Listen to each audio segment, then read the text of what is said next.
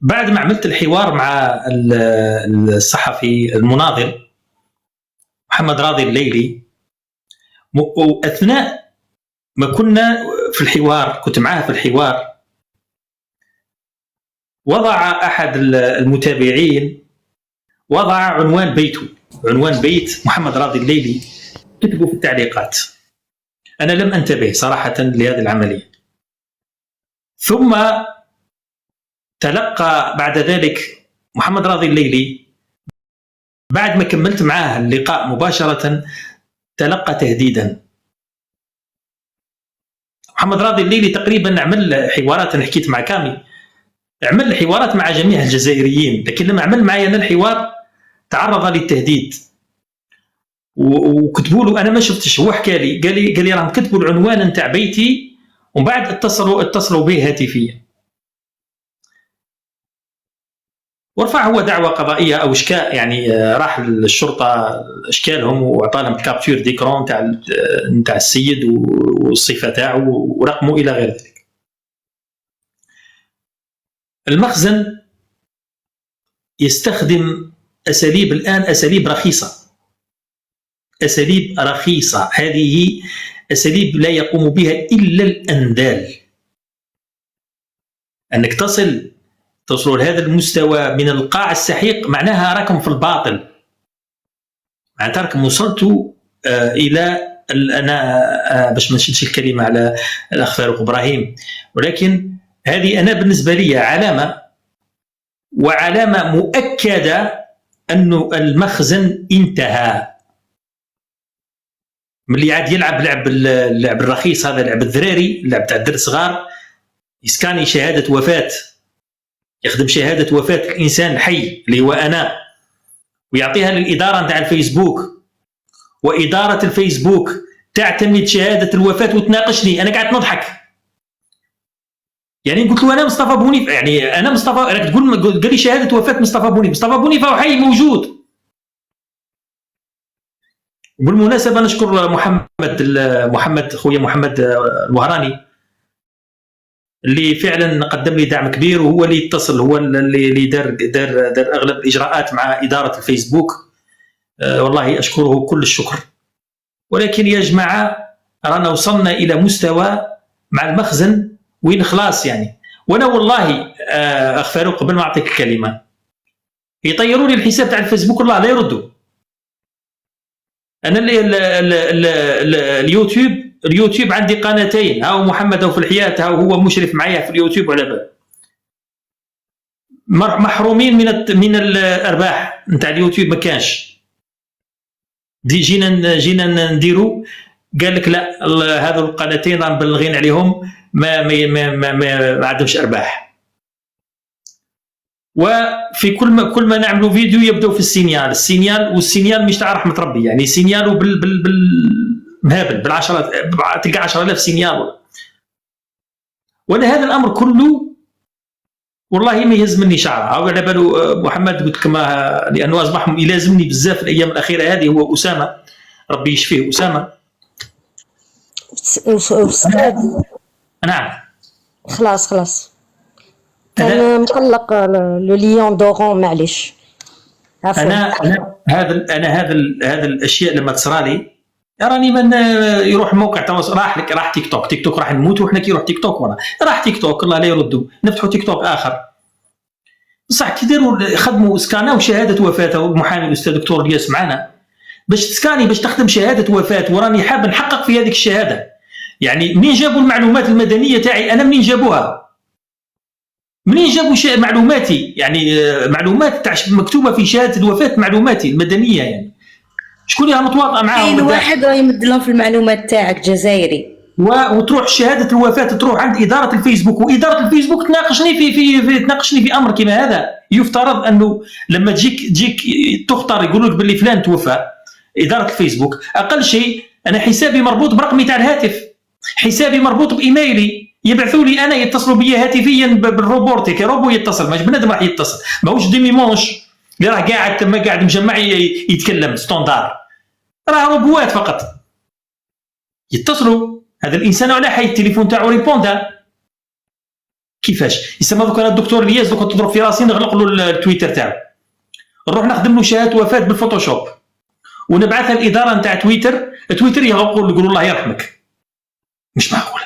انا علاش عطيتكم رقم الهاتف تاعي وعلاش عطيتكم الايميل تاعي؟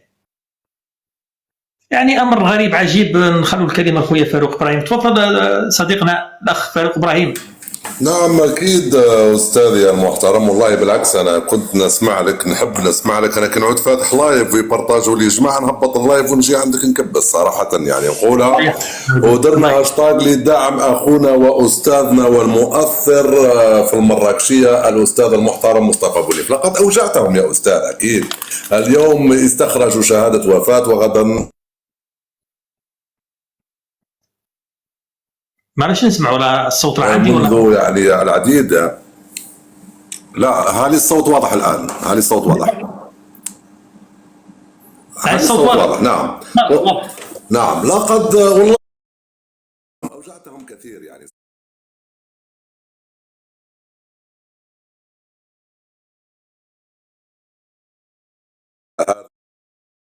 أقول غبي بكل احتراماتي للإخوة المستمعين، ولكن شوف بالنسبة للقضية هذه تاع شهادة الوفاة أنا نقول لك ما تسكتش عليها، وراح تكون هناك هاشتاج عبر العديد من المواقع مع الإخوة الجزائريين، ولما لا حملة توقيع مليونية وكذلك مقاضاة إدارة الفيسبوك بالضرر المادي والمعنوي، خاصة المعنوي، لأنك من المؤثرين المعروفين عبر العديد من المواقع، ولما لا تكون هبة من طرف، هذا ما إلا اقتراح من طرف العديد من المحامين الجزائريين لرفع دعوى قضائية رسمية على إدارة الفيسبوك وطلب تعويض مالي باش يترباو حتى من إدارة الفيسبوك. لازم بس تتربى.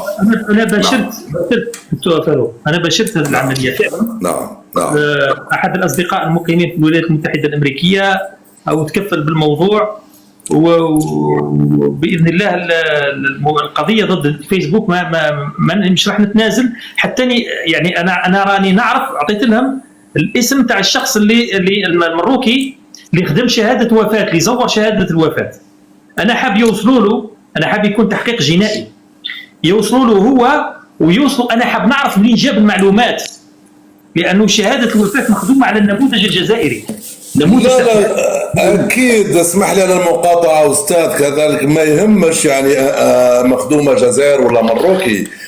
هناك تواطؤ أكيد من إدارة الفيسبوك، لأن كما قلت أنت حسابك مربوط برقم هاتف، كانوا يتصلوا بك هاتفيا. أنا اتصلوا بي بعثوا لي رسائل عبر الفيسبوك في إحدى المرات، لأني ما خدمتش بالكونت تاعي، وعندي كونت باشا فيصل باشا، يعني كونت فيه أكثر من 600,000 متابع. يعني هنا لازم تطلب تعويض صراحة يا حي، راح يكون تعويض، راح تكون ضربة قاضية للشراذمة المغاربة وكذلك لإدارة الفيسبوك. أنا نقول من هذا المنبر يا خاوتي، اليوم رانا في 500 هنا في اللايف هذا، نتمنى الدعم أستاذنا المحترم مصطفى بونيف يعني بالبرتاج وكذلك بالهاشتاج.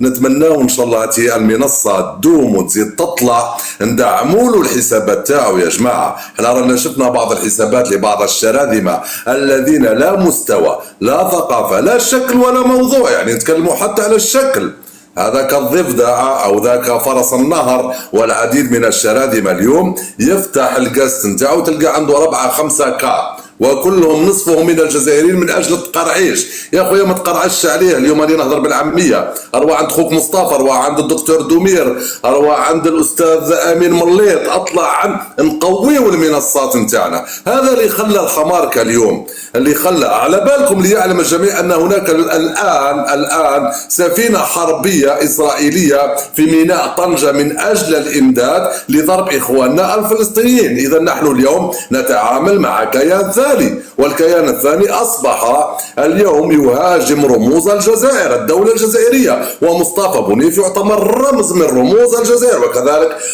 الدكتور دومير، الأستاذ الأخرى قادر طرونتيا أو أمين مليط والعديد من الإخوة. إذن يا خاوتي الله يخليكم، ماذا بكم دعمونا الأستاذ مصطفى بونيف، ونتمنى من هذه الحلقة تاع هذه الليلة من تاريخ اليوم غدا إن شاء الله كل اللايفات راح تكون هاشتاج لجمع التوقيعات للأستاذ مصطفى بونيف اللي من أجل مقاضاة إدارة الفيسبوك وتقاضي شوف النهار بمليون دولار، هو راه يدخل في النهار 500 مليار. نهضر معك بجديه يا استاذ والله العظيم. سيلوفو انا من عندي دوز افوكا، من عندي انا 2 محامين، وراني نقول فيها قدام 500 شخص. فاروق ابراهيم يتكفل ب2 محامين مهما كان يكون الثمن، اقسم بالله العظيم، لمقاضاة اداره الفيسبوك باش يترباو، باش ما يزيدوش يخربونا في المؤثرين تاعنا، باش يترباو خويا العزيز. شوف استاذ مصطفى راك تتكلم على اداره الفيسبوك اللي راهو يدخل في 5 مليار دولار بار جور، اطلب تعويض ب20 مليون دولار. لا انا باش انا الدعوه القضائيه لا بدي ما فيش تنازل عنها، لانه لانه داروا ضرر معنوي مش ليا انا شخصيا قلت لك لينا احنا كلمني الشيخ احد شيوخ الجزائر، انسان شخصيه عامه كبيره يعني، اتصل بيا قال لي السلام عليكم، قلت له وعليكم السلام، وبدا يبكي يعني الحجم الحزن اللي حسيت به، بدا يبكي. قال لي راك حي؟ قال لي والله، قال لي قريت الخبر تاع الوفاه، يعني موقف مؤثر. هذا عيب يا المراركه، راكم وصلتوا لواحد المستوى لا اخلاقي. بينتم باللي فعلا الدراسه اللي اندارت عليكم وقالوا عليكم باللي اكذب شعب في العالم هي دراسه حقيقيه. انا كنت الى غايه وقت من الاوقات نقول يا ودي تحريشه هذه، بصح ظهرت باللي حقيقه. يعني تروح تسكاني شهاده وفاه ما تحشمش، وتروح تتعامل بها بشكل رسمي، يعني تروح تبعثها لاداره رسميه نتاع اكبر مجمع او اكبر تجمع تاع التواصل الاجتماعي في العالم، تروح انت تبعث له شهاده وفاه نتاع شخص وهو حي يرزق، وانت حاط نفسك يا المروكي باللي هذا انتصار. هذا غباء منك، هذا والله ما نطلقه امام العداله، والله ما نطلقه. وشيء اخر يعني بين لي الان، قال لي راكم في النهايه نتاعكم خلاص انتهى امركم، والله غير مساله تاع وقت. بارك الله فيك. السلام عليكم خوتي، اخباري اختي؟ السلام عليكم. شوف خويا مصطفى، نورمالمون شوف هذا الشيء هذا اللي صرا لك، نورمالمون تكون عندك كيفاش نفهم واحد الفرحه. علاش؟ باسكو هما دوك راهم بينوا الضعف ديالهم، وانت راك بينت الانتصار تاعك. اسمعني مليح، اللي ما يقدرش يواجهك لمن يروح لوسائل التواصل الاجتماعي كما فيسبوك ولا يوتيوب ولا يمد سبحان الله اموال. كيفاش انت تمد اموال باش تقضي؟ باسكو انت على بالك باللي هذا الانسان راهو على حق. تعرفوا واش يقول بابا الله يرحمه؟ يقول المؤمن مصاب، بصح معليش اليوم قالوا مت وغدوه اصابور، واش راح يزيدوا يقولوا؟ باسكو علاش؟ كما قال لك الاخ فاروق، وجعتهم. انت ضربتهم في واحد لو بوان اللي ضريتهم بزاف، باسكو لو كان ما نضروش ما يلجؤوش فهمت الفيسبوك يديروا باللي يا ودي شهاده وفاه فلان مات. معليش كما يقول شغل ما تشرك ان شاء الله خويا، فهمت؟ ما تشرك ان شاء الله. بس انت لو كان ما وجعتهمش والله ما يلحقوا لك لهذه الدرجه، وما يديروش التصويرات ديالك وبلي فلان وفلان وفلان راه مات. بصح انا نقول لكم والله ثم والله انتم تلعبون مع احفاد الشهداء، مع ابناء الشهداء. انتم راكم تلعبوا في ورقه خاسره، باسكو حنايا نعرفوا روحنا واش نسواو، والاستاذ هذا ما راوش يقول عليكم حاجه اللي ما كاش منها، باسكو التاريخ ما يرحمش. ماشي احنا اللي زورنا التاريخ ما يتزورش. ماضيكم كحل، ماضيكم اسود، سبحان الله وبحمده، ماضيكم اسود. وحنا والله ما نستسلموا، والاخ مصطفى ما يستسلمش. خرجوا شهاده الوفاه ولا شهاده العزوبه ولا شهاده الطلاق ولا خرجوا واش خرجتوا؟ والله ما اسمع خويا شوف مصطفى، حنايا موالفين بها، اما لا ما يخلعنا والو. الى الامام خويا مصطفى، وربي يكون معاك، وحنا رانا معاك كاع. وكما قال الاخ فاروق هاشتاغ لازم غدوه ان شاء الله كلنا مصطفى، ونطلبوا التعويض خويا مصطفى باش يترباو اخي العزيز. ماشي بين كما يقول لك زعما فهمت، ماشي بين الدراهم. احنا الحمد لله شبعانين من كرشنا ومن راسنا. حنايا رانا نطلعوا هنا ندافعوا على بلدنا وعلى كلمة الحق. حنا ما راناش نصفقوا للباطل وما راناش مع بني صهيون، حنا رانا مع بلدنا. وتحية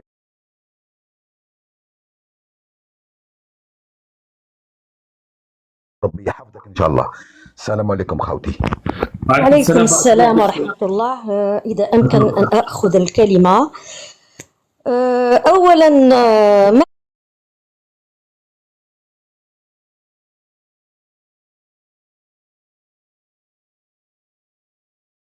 كجزائريين، المخزن هذا ديدانه يا أستاذ، المخزن جبان، المخزن يضرب من وراء الظهر كما فعل مع الأمير عبد القادر، وكما فعل مع شهدائنا، وفعل مع مجاهدينا، وكما فعل يعني إبان مجزرة 8 مايو 54 كان يحارب في شارك في المجزرة هو والسنغال، كما فعل يعني إبان استقلال الجزائر 63 كنا نضمد جروحنا وإذ به يخون ويحاول احتلال الجزائر. وما أدراك ما الجزائر؟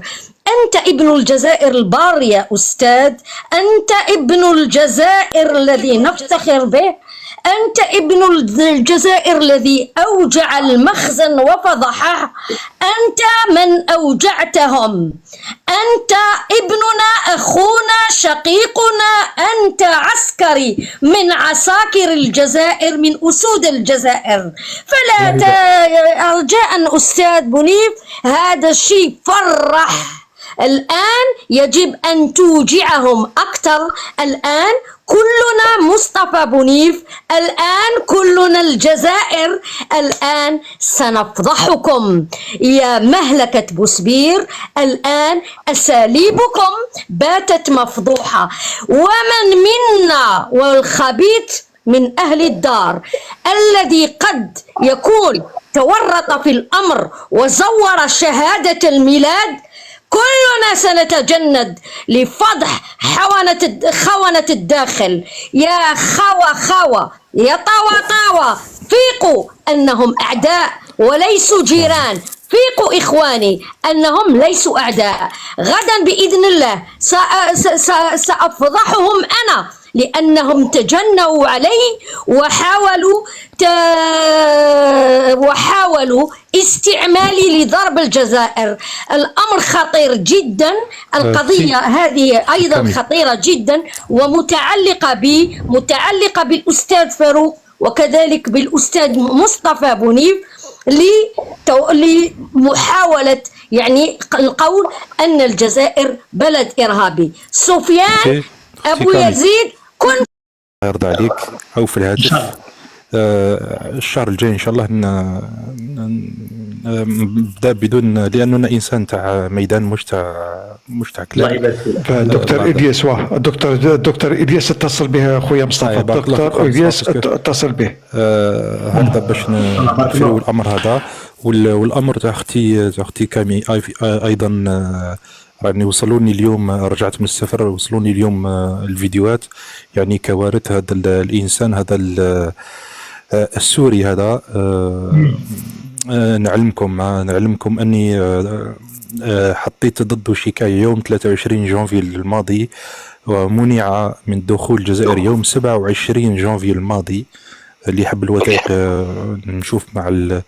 نشوف إذا كان لازم يتنشروا الوثائق.